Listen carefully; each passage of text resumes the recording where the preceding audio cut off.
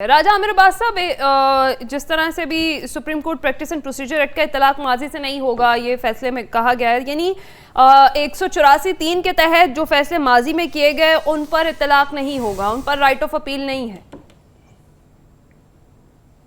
देखिए, जब भी कानून साजी होती है, नॉर्मली जो सेटल्ड प्रिंसिपल है वो यही है कि जिस दिन से कानून बनेगा उसके बाद से कोई राइट किसी को दिया जा सकता है।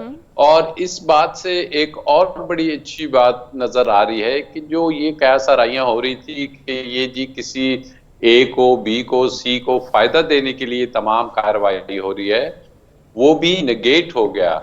और बात हो रही है कि यहाँ पे ये केस जो सा था, ये पार्लियामेंट सुप्रीम है या सुप्रीम कोर्ट है, ये उससे बढ़ के ये था कि सुप्रीम कोर्ट का एक आर्टिकल है 191 जो कहता है कि सुप्रीम कोर्ट अपने रूल्स बनाएगा subject to law and constitution. अब लॉ की बात है तो लॉ सुप्रीम कोर्ट नहीं बना सकती, लॉ पार्लियामेंट ही बनाएगा। अब जब वो लॉ बन गया तो सुप्रीम कोर्ट का काम है कि जी क्या वो लॉ जो सा है कोई फंडामेंटल राइट्स के खिलाफ है या सुप्रीम कोर्ट के बेसिक स्ट्रक्चर के खिलाफ है, उस पे फैसला देना सुप्रीम कोर्ट का काम था। और सुप्रीम कोर्ट ने फैसला दिया कि जी कोई ऐसी बात नहीं, ये कानून दुरुस्त बना है।